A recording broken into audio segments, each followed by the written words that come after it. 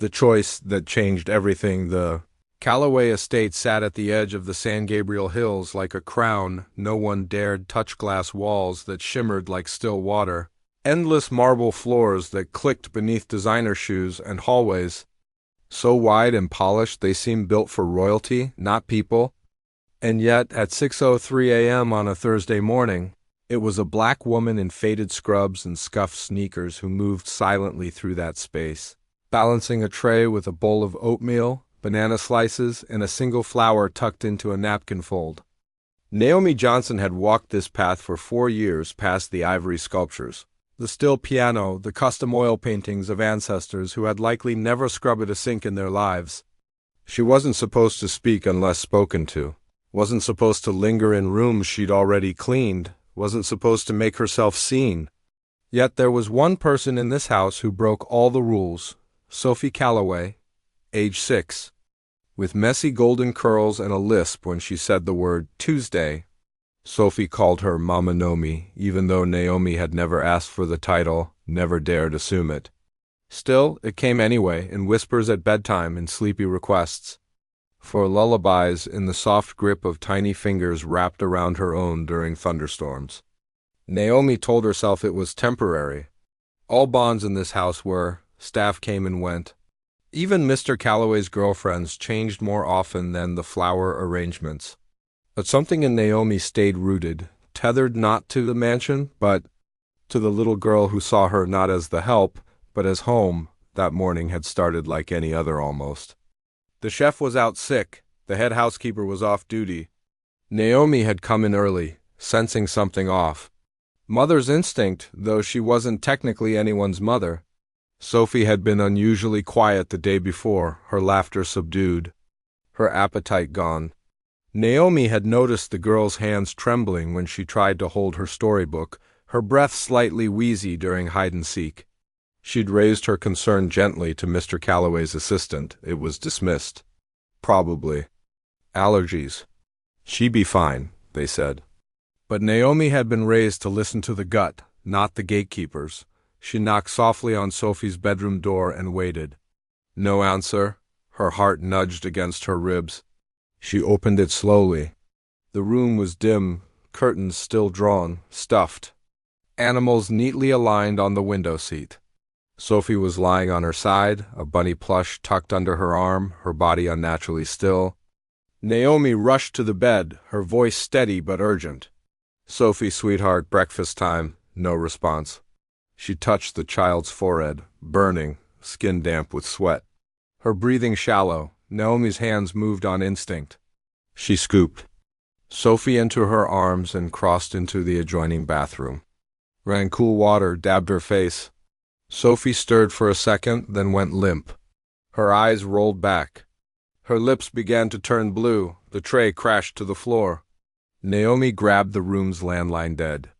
The intercom system blinked red, offline, Wi-Fi outage. She ran to her tote bag in the laundry hallway, fished out her phone. Battery gone. Her breath caught in her throat. Panic threatened to erupt, but she swallowed it down because panic never helped. Action did. She sprinted to the east wing where the drivers parked. The security booth was locked and the key to the staff SUV sat on the other side of bulletproof glass. No time, she turned and remembered garage, the Billionaire's sanctuary. 3 luxury cars sat there under velvet covers like trophies behind glass. In the center, elevated on a custom platform, was the crown jewel, a blood-red Ferrari SF90 Stradale, one of one, Richard Callaway's prized possession. The man didn't have photos of his daughter in his study, but the Ferrari had a framed spotlight. The key fob was sealed in a biometric vault beneath it. Naomi stared at it for 2 seconds, just 2, then shattered the glass with a fire extinguisher. From the wall, the case cracked open. An alarm should have gone off. It didn't. She didn't pause to ask why. Sophie's tiny body felt weightless and fragile in her arms as Naomi buckled her into the passenger seat. "You hang on, baby," she whispered. "You stay with me." The engine ignited like thunder. Naomi floored it down the driveway, past the rose garden, past the security gate that didn't open fast enough, so she rammed the sides slightly. A crunch of metal, a burst of sparks, she didn't care. On the open road, the Ferrari roared like an unleashed beast. Naomi gripped the wheel with both hands, weaving between lanes like a seasoned street racer. Cars honked. A delivery truck nearly clipped her, the world blurred. Street signs became streaks. Lights turned red, but she didn't stop. Sophie's head lolled against the seat. Naomi reached out at a stop sign, fingers trembling, and pressed against the girl's neck. Pulse faint. Still there, still there. But fading dot, she called 911 from the car's emergency dashboard. They said 10 minutes, she told herself aloud, voice cracking. 10 minutes is too damn long. Police picked her up on the cameras. She could see flashing lights in her rear view. The dispatcher's voice crackled through the speaker, urging her to pull over. "This isn't a pursuit," she shouted at the screen. "It's a rescue." But no one could hear the desperation in her heart. No one could feel the way Sophie's hand had once traced the lines on her face during story time, or the way the child whispered, "I love you, Mama Nomi," like it was the most natural thing in the world. Naomi ran a red light near 8th, and Hayes, swerving so hard the car lifted slightly. She scraped the undercarriage over a dip. A cop car was closing in behind her, sirens wailing. They wouldn't shoot. She prayed they wouldn't shoot. The hospital came into view like a lighthouse in fog. Naomi cut across 2 lanes, ignoring screams and screeches. She didn't slow down until the car skidded to a halt directly in front of the emergency entrance. The tires smoked, people leapt back. Naomi threw the door open, unbuckled Sophie, and screamed, "She's not breathing! Please help!" 2 nurses and a security guard rushed forward. A gurney was pulled. Oxygen masks, gloves, codes over intercoms. Naomi's knees buckled as they took Sophie out of her arms. She collapsed onto the hot asphalt, her palms scraped and bleeding. Her vision blurred not from tears but from sheer emotional weight. She felt hands on her shoulders. "Ma'am, you need to come with us," a young officer said, voice firm but hesitant. "You drove a stolen vehicle through 5 red lights." Naomi turned to him slowly, her breath ragged. She would have died. Her wrists were pulled gently behind her. The cuffs clicked shut, her head bowed, her heart thundered, but Sophie was inside. Sophie had a chance. Back at the Calloway estate, Richard Calloway was in his home office on a Zoom call with international investors when his assistant burst in without knocking an unthinkable offense. "There's a situation," the assistant said, pale and shaking. "It's Sophie. She's at Mercy General, and Naomi took your car." Richard's mouth hung open for half a second before rage bloomed across his face. He stood up so violently. His laptop crashed onto the floor. "She what?" "The Ferrari." His Ferrari stolen by a maid. He stormed out, phone in hand, barking into it, calling his legal team, his security chief, his driver. None of it made sense. And yet, in the deepest part of him, the part that he kept sealed beneath spreadsheets and private jets, he wasn't entirely surprised. Naomi, of course it was Naomi. By the time Richard arrived at the hospital, Naomi was in handcuffs, seated beside a vending machine, her scrubs stained with blood and sweat. Her hands shook slightly. Her eyes were locked on. The trauma room doors? She didn't even look up when he approached, when his shoes clicked against tile like gavel strikes. "You've lost your damn mind, Naomi," he growled. "You stole a $3 million Ferrari. You think you're some kind of hero?" She didn't respond. Her lips barely moved. "She couldn't breathe," Naomi whispered. "There was no time." Richard slammed his hand against the wall. "You blew out the suspension, you scratched the rear fender, you crushed the splitter, for what? A gamble?" Still, she said nothing. Her eyes never left the trauma room door. "You're not her mother," he spat. "You're not family? You're a maid?" The hallway went still. Even the nurse at the reception desk paused mid-type. The officer escorting Naomi shifted awkwardly. That's when a doctor stepped out, clipboard in hand, stained scrubs. "Mr. Calloway?" the doctor asked. Richard turned. "Your daughter Sophie, she's stable." "It was close, really close. A seizure with airway obstruction. She could have gone into cardiac arrest. Whoever drove her here saved her life. If she'd arrived 2 or 3 minutes later..." His voice trailed off. Richard's mouth opened, then closed. He stared at Naomi, eyes wild, furious, confused. "She destroyed my car," he muttered. "That car was one of a kind." Naomi stood slowly, her arms still cuffed behind her. Her voice was almost too soft to hear. "So is your daughter." The doctor turned back into the room. Richard hesitated, his jaw tight, but he followed. Naomi remained behind. The cuffs were still on, her job was still gone, her fate still uncertain.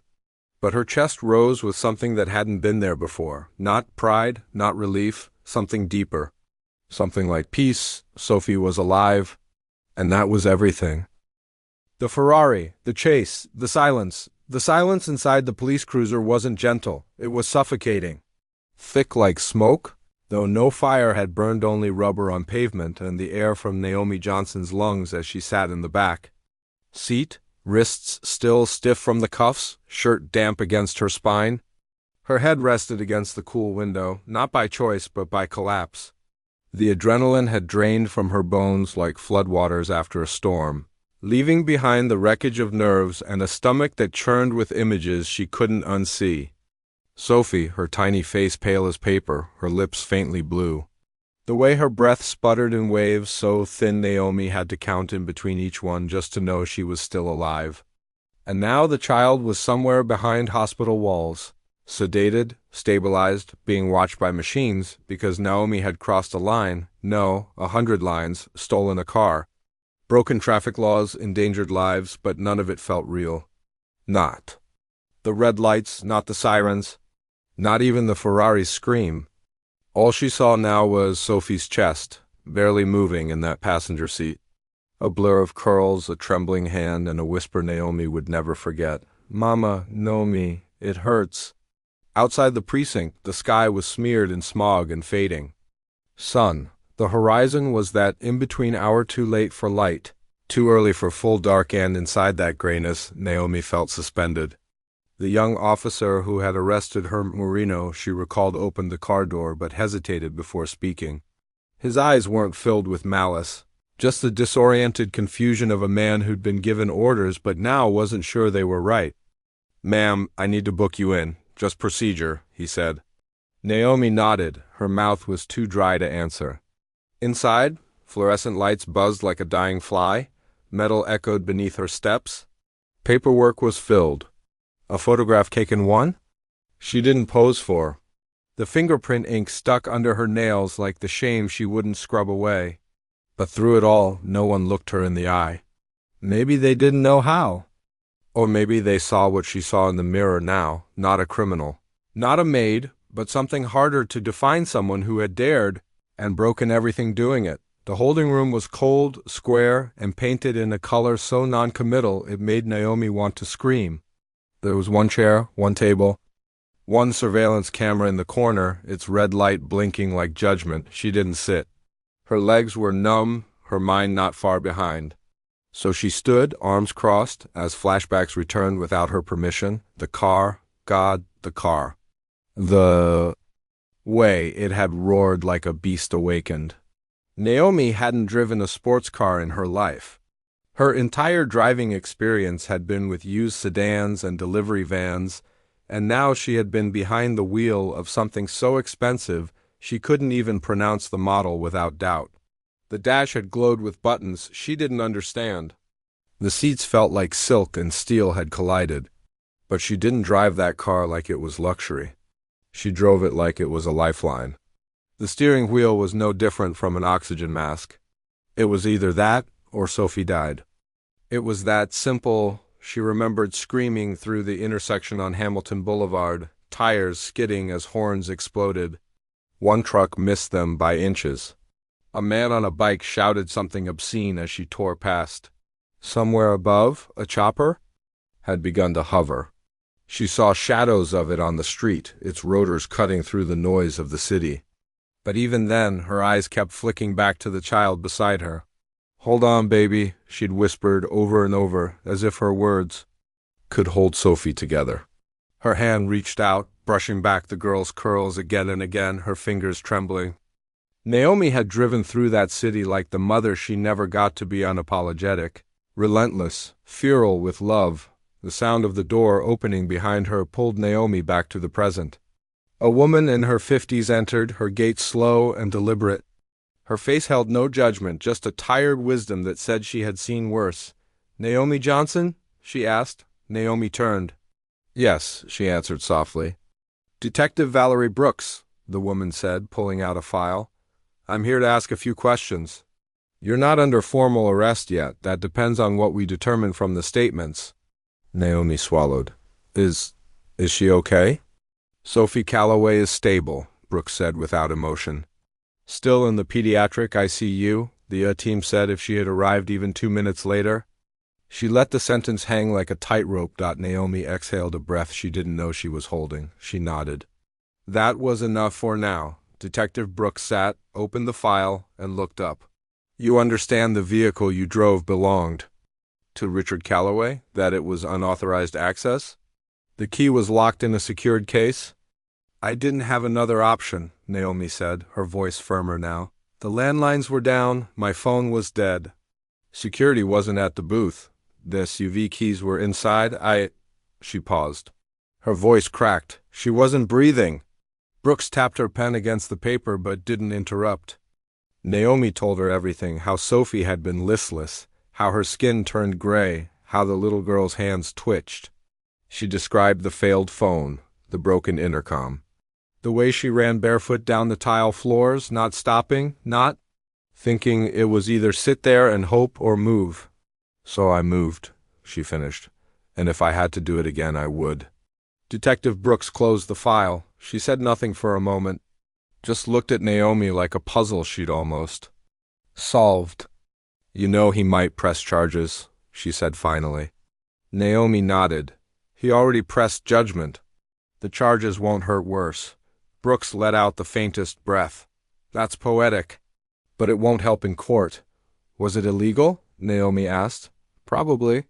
"Was it wrong?" She looked Brooks square in the eye. "No," the detective stood. "We'll process your release shortly. For now, stay available for further questioning." Naomi didn't ask what came next, because what came next was always the same when you looked like her, lived like her, worked like her. You waited for calls, for permission, for understanding that rarely came. But this time, there was a little girl in that hospital bed who had called her something no paycheck ever had. Mama Naomi. And for that reason alone, Naomi stood straighter when the officer came to uncuff her. Her arms ached, her life hung in limbo. But her heart? It beat with one truth. Sophie was alive. The price of compassion. The morning after Naomi Johnson was released from the precinct, the air outside her apartment felt heavier than any she'd breathed before. Not because of guilt she had none, but because of how the world might twist what she did. The neighborhood was quiet. Cracked sidewalks lined with faded chalk drawings and chain-link fences that leaned like tired elders. She had lived here for nearly a decade, first with her mother, then alone after the stroke. It was a place where sirens were background noise, where lights flickered in hallways, and where dignity had to be held tight like an umbrella in a storm. Naomi stood on the curb, her keys in hand, unsure of where she could even go now. Her job was as good as gone. She hadn't received a call, a text, not even a formal dismissal. But she knew. That house, the Calloway mansion, was not a place where rule breakers lasted, even if they'd broken rules to save lives. She walked back inside her apartment slowly, passing the photo of her mother on the end table, smiling, holding Naomi. As a baby in a church parking lot, that woman had scrubbed offices at night, cleaned houses by day, and never once raised her voice.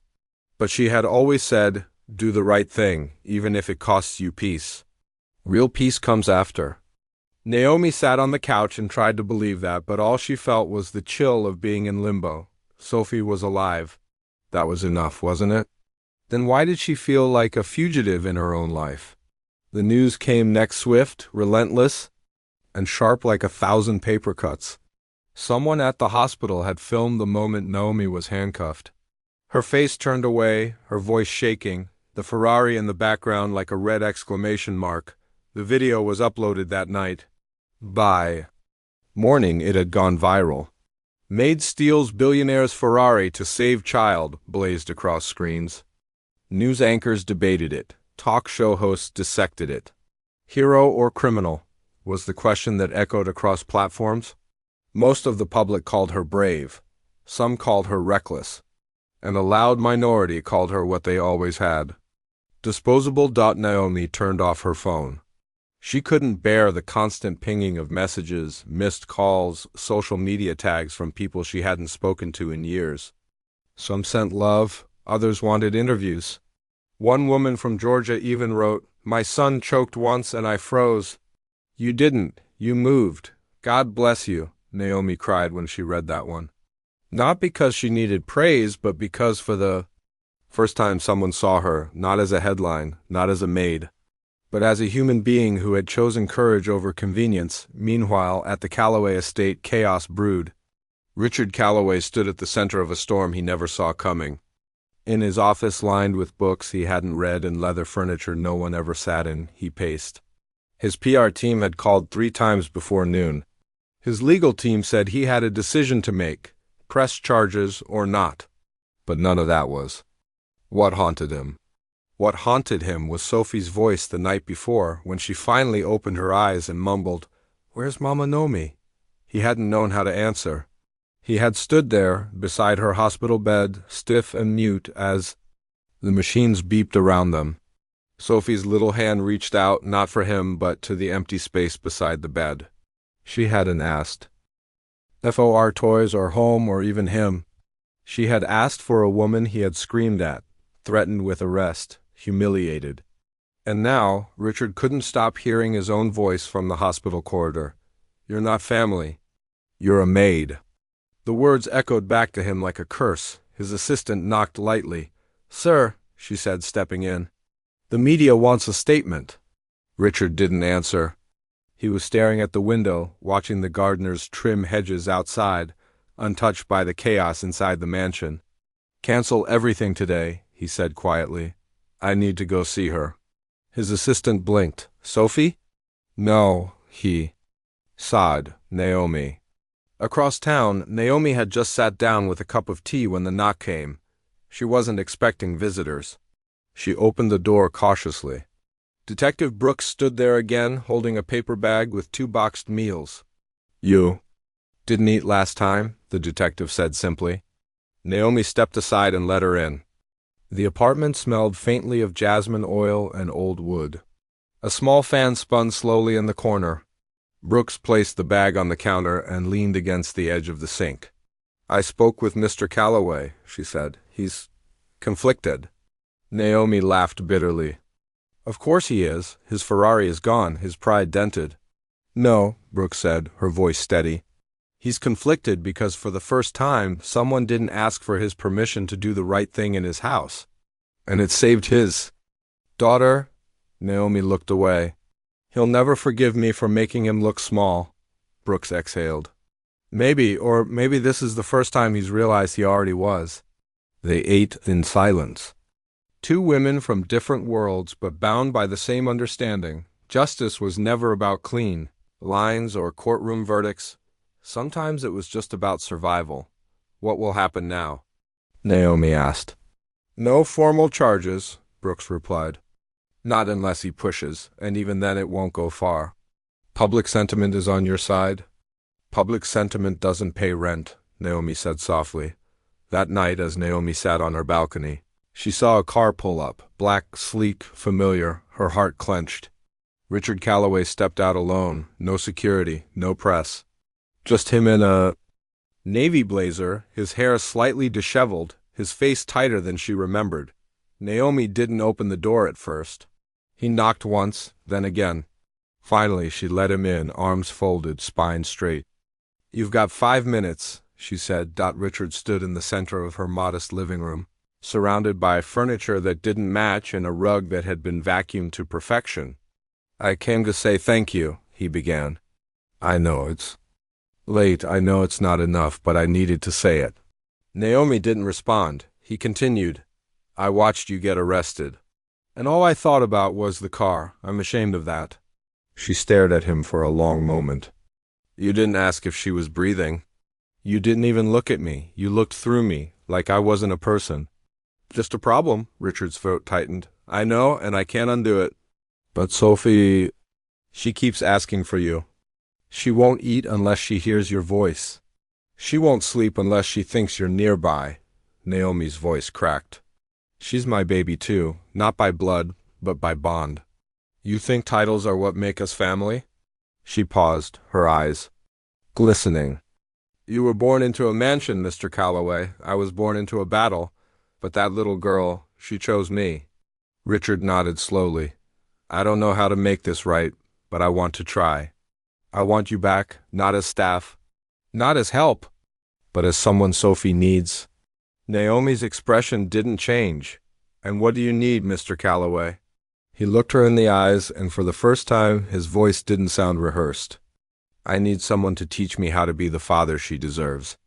Naomi stood in silence, then finally said, I'm not coming back unless things change, not just for me. For every person in that house who's been told to stay silent and invisible. Richard nodded again. Then teach me how. Naomi reached for her teacup, took a sip, and said, You have a lot to unlearn. The media storm and a father's awakening by sunrise the next morning. The iron gates of the Calloway estate stood not just as a symbol of wealth and power, but as a blockade between two different Americas, one that lived behind those walls in silence and opulence, and one that fought every day outside them to be seen, to be heard, to matter. News vans had formed a quiet line across the private road leading up the hill, just far enough not to trespass but close enough for their cameras to catch any sign of drama.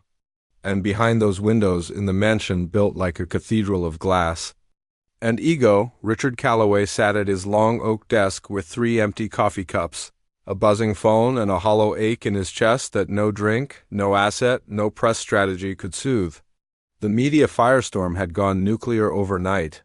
Someone had leaked the full security footage, Naomi smashing the case, sprinting to the Ferrari with Sophie limp in her arms, peeling out of the driveway like a woman possessed.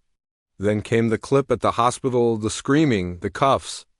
The moment Richard shouted, You're not family. You're a maid.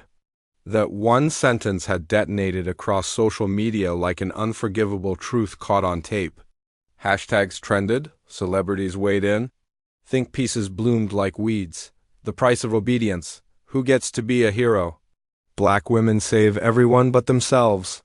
The Calloway name, once synonymous with innovation and influence, now carried a new title, indifference, but Richard hadn't opened his laptop.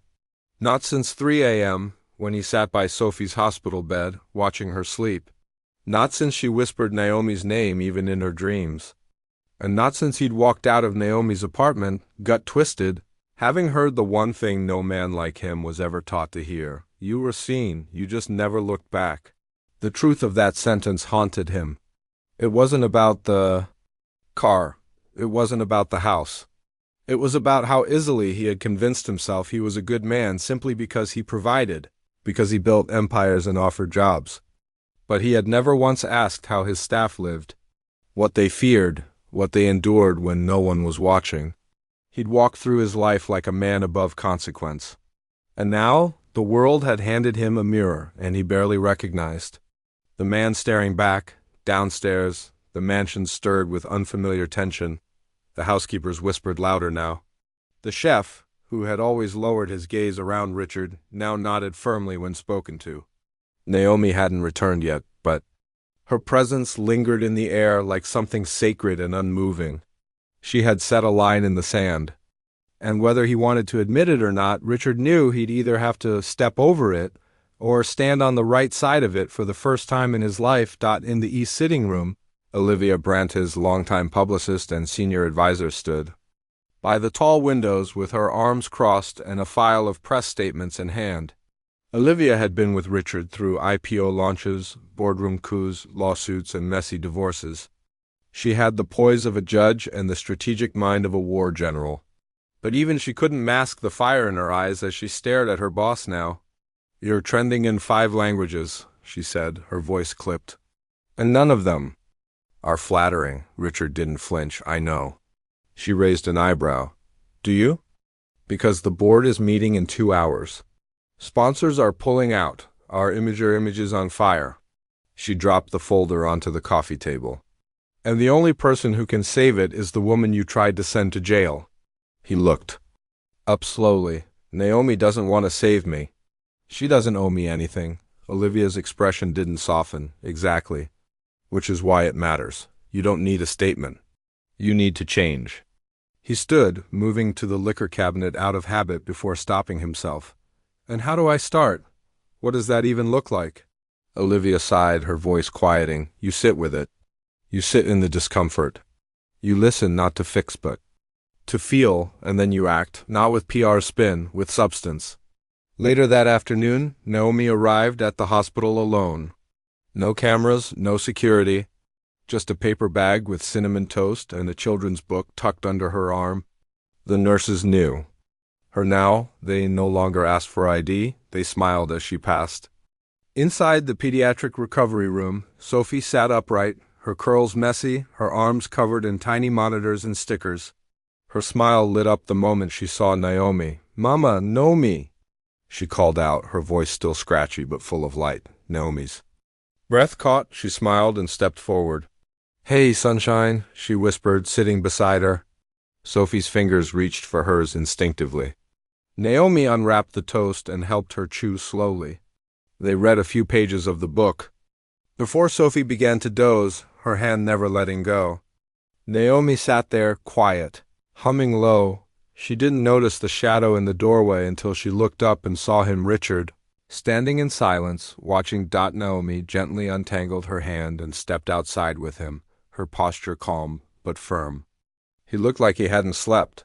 His tie was loose, his eyes raw. "I saw the video," he began, "all of it." Naomi crossed her arms. So did everyone else. "I deserved it," he said. "Every second of it, every word." She didn't say anything. He exhaled shakily. "I'm not here to beg. I'm not here to ask you to fix what I broke. I just want to say I'm listening now." "Really listening," Naomi nodded slowly. That's a start. There's more," he added. "I've started making changes, not just in the house, across all my companies. We're doing internal audits, creating a staff advisory board. I'm calling it the House Integrity Initiative." He paused. "And I want you to lead it," she blinked. "Excuse me?" "You're the only one who can." "Do it right," he said, "because you see what I've never seen. You feel what I've never had to feel. And because Sophie believes in you more than she ever has in me." Naomi took a deep breath. Her past didn't make room for sudden promises. But this felt different, real, earned. "I'll think about it," she said. "But if I say yes, it won't be to help you. It'll be to help the people you forgot existed." He nodded. "That's all I ask." That night, the headlines shifted. The story evolved not because a scandal ended, but because a reckoning had begun. The same media that once reduced Naomi to a viral clip now began to elevate her name with something closer to truth. A woman who moved not for recognition, but for love. A woman who drove through the fire and kept driving because a child needed her. And because silence was no longer an option, terms of dignity, the next Monday morning, the Calloway estate didn't wake up to the sound of silence, as it usually did, but to something unfamiliar. Footsteps, dozens of them, soft, deliberate, determined. Not from the marble entryway or the grand staircase, but from the back, through the side halls that most guests never saw. The service wing, the laundry corridor, the kitchen passages, they pulsed like arteries again. But this time, the blood wasn't retreating, it was rising. Naomi Johnson stood at the center of it all, no longer wearing the muted gray scrubs that had once blended her into the wallpaper of this place.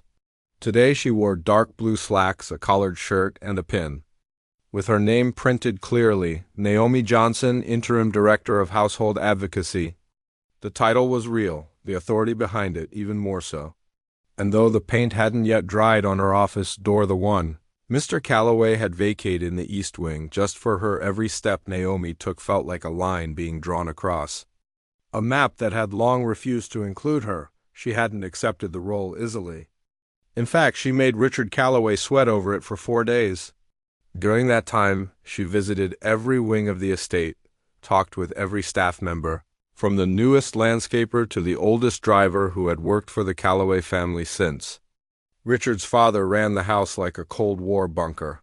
She listened to their stories, how complaints had disappeared, how overtime was never paid in full, how breaks were skipped to meet standards that were never written down but always enforced, how silence became a skill and invisibility a requirement. It wasn't anger Naomi felt. It was grief for years stolen, for dignity eroded, for humanity shelved behind designer walls, and so she crafted a document. Not a pamphlet, not a suggestion sheet, but a declaration 6 pages long, typed with precision and printed on thick stock paper, titled The Household Dignity Agreement. She delivered it directly to Richard's desk, handed it to him without flourish. "This is non-negotiable," she said. "You sign it or I walk, and if I walk, I talk." "Not for revenge, but because truth can't stay locked in basements anymore." Richard didn't argue. He didn't blink. He read every word. And then he signed it. The agreement outlined basic rights: fair pay, defined hours, sick leave, access to conflict resolution channels, protections from verbal or emotional abuse, and above all, respect. Not the kind etched into mission statements or corporate brochures, but lived, measured by action. And that morning, as Naomi gathered the staff in the main sitting room, a room they were usually forbidden to enter unless cleaning it, she read those rights aloud. Not loudly, but clearly, one paragraph at a time, each sentence falling like bricks, rebuilding something ancient that had long been shattered. Richard stood in the back, beside Olivia Brandt, silent but present. Olivia, for once, said nothing. She didn't need to. She was watching a shift unfold. A real one, not orchestrated for headlines, but birthed from necessity. Naomi didn't grandstand. She didn't preach. She ended with only this: "If anyone makes you feel like less than what you are, you come to me. I don't care if they own $1 billion or a broken mop. This house changes now. And it changes because of you." The room was still for a moment. Then an older woman, Adelaide, one of the cleaning supervisors, began to clap, slowly. Others joined, not raucous applause, just steady, rhythmic acknowledgement. Naomi smiled, not because she was proud, but because they believed her, later. That day, Naomi found herself walking through rooms she had once entered with her head down, now meeting people's eyes. The head chef invited her to taste a new soup recipe. The gardener offered her cuttings from the rosebush.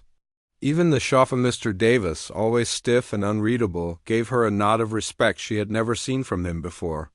It wasn't that she was in charge. It was that she had reminded them they mattered. Sophie was scheduled to come home the next day. Naomi had already prepared her room, personally fluffed the pillows, cleaned the stuffed animals, and left a handwritten note on her nightstand. "You were so brave, sunshine. I'm proud of you. Love, Mama Naomi." But as she tucked the note in place, Olivia appeared in the doorway. "May I come in?" she asked, her tone unusually soft. Naomi nodded. Rising from the floor, Olivia stepped in slowly, her sharp lines softened today by a subtle humility.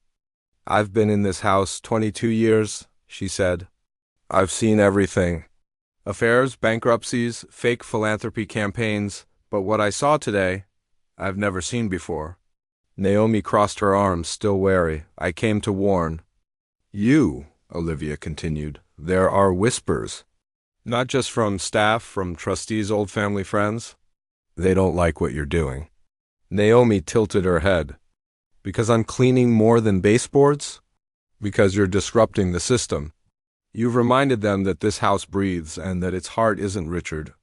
It's the people who hold it up." Naomi's face didn't flinch. "Then let them whisper, let them scream. I'm not leaving." "I know," Olivia said, "and I'm not here to stop you. I came to say, I'm with you. If you want this to spread, to become policy across all Calloway properties, I can help." Naomi blinked. "Why?" Olivia's lips trembled just slightly. "Because I was you once, a long time ago. But I didn't speak. I kept climbing, and somewhere along the way, I forgot what the ground felt like." Naomi said nothing, but extended her hand. Olivia took it. That night, Naomi sat in the study, reviewing schedules and case notes when Richard entered. He didn't sit. He didn't speak right away. He just watched her work. "What?" she asked without looking up. "You've changed this place more in a week than I have in 15 years. "Not true," she replied. "You built the house." "I just opened the windows." He smiled faintly, but then grew serious. "I want to do more, not just here. I want to launch a foundation. For domestic workers, in Sophie's name." Naomi looked up slowly. "Don't do it for redemption. Do it because no one else will. I'm doing it," he said. "Because I finally understand the difference between guilt and responsibility, and I'm ready to carry both." Naomi nodded. She didn't thank him. She didn't need to. Sophie came home the next day, her laughter once again echoing through the marble halls. She ran to Naomi the second she saw her, arms outstretched, curls bouncing, voice gleeful. "Mama Naomi, I missed you." Naomi dropped to her knees and caught her in a hug so tight, it felt like the entire house exhaled. "I missed you too." "Baby," she whispered, holding her like the world depended on it. And in many ways it did. The legacy of a quiet hero. 1 month later, on a quiet autumn morning when the air smelled faintly of cinnamon and the first golden leaves began to drift down the curved stone driveway, Naomi Johnson stood at the threshold of something far greater than a homecoming. She stood in front of a building that hadn't existed 30 days ago, a modest structure of brick and clean glass just outside the city's corporate district, nestled between an elementary school and a family clinic. The sign above its doors was simple, with gold lettering that shimmered softly under the rising sun, the Callaway Center for Domestic Dignity. And beneath that, smaller words chosen by Naomi herself. "We hold the home together. We deserve to stand tall." She had written those words after a long night in Sophie's room, after a quiet conversation with the housekeepers over tea, and after 1,000 silent moments in her own apartment where she remembered what it was like to carry an entire world in your arms while being told your place was always at someone else's feet. This center, this space was more than a press story. It was a promise. And today she would cut the ribbon not with a smile for cameras, but with a heart heavy with everything it had taken to get here. The ceremony wasn't grand. Naomi didn't want it to be. No orchestras, no influencers, no velvet ropes. Just people, real people who had worked behind doors for generations, who had raised other people's children while their own grew up without them, who had wiped down boardroom tables and cradled strangers through illness, who had stood by silently for years because no one ever handed them a mic. They stood there now, a quiet army of women in sensible shoes, some with silver in their hair, others with infants on their hips, and each one holding a flicker of something that didn't used to belong to them. Dignity. Richard Callaway stood at the back, not at the podium, he had insisted. "This isn't mine," he'd said that morning, adjusting his tie in the mirror but not bothering to perfect it. "This is hers." And so he stood beside Sophie, who clutched a small pair of children's scissors, eyes wide with joy. Naomi, dressed in navy and calm steel, leaned down to whisper, "You ready, sunshine?" Sophie nodded and, with a serious little frown, snipped the ribbon. The crowd clapped. No cheers, no media frenzy, just genuine, unfiltered applause. When Naomi stepped to the microphone, her hands didn't shake. She had spoken in front of strangers before, but never like this. Never as someone they saw. "I wasn't supposed to be here," she began, her voice low, steady. "Not in this building. Not at this microphone. Not in a story where my name was remembered." She paused, looking across the faces. "For years, I thought my job was to stay silent, to move without sound, to exist without need. But one day, a little girl couldn't breathe.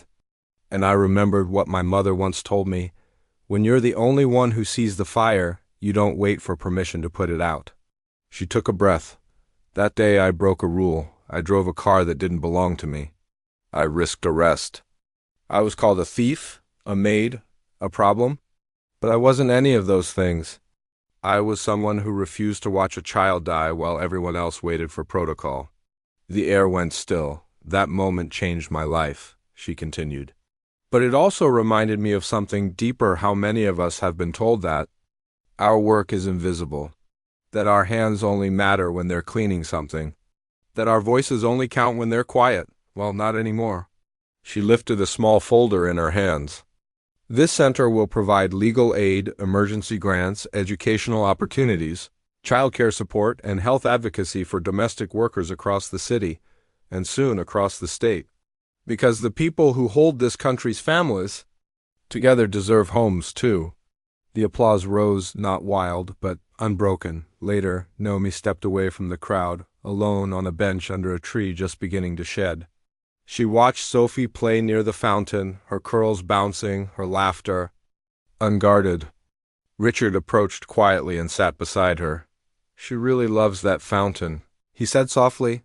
"She likes the way the water sounds like music," Naomi replied. He paused, then spoke again. "I never said thank you, not really. Not the way I should have." Naomi looked at him, not unkindly. "You didn't have to say it, you had to show it, and you're showing it." He nodded. "Do you think it's enough?" "No," she said, "but it's a beginning, and beginnings matter." They sat in silence, two people from separate worlds now linked by one child, one choice, and one impossible moment on a hospital curb that rewrote both their lives. The next week, Olivia Brandt helped Naomi draft policies that would go beyond the estate into the Callaway corporations, into boardrooms where no one had ever heard of a household dignity agreement, and into cities where immigrant women worked 3 jobs and still slept on floors. Naomi didn't want a statue, she wanted structure. She didn't want a tribute, she wanted transformation. And Olivia, who had spent decades building legacies for the wrong men, finally found one she believed in. Sophie recovered fully. Her asthma was now under control.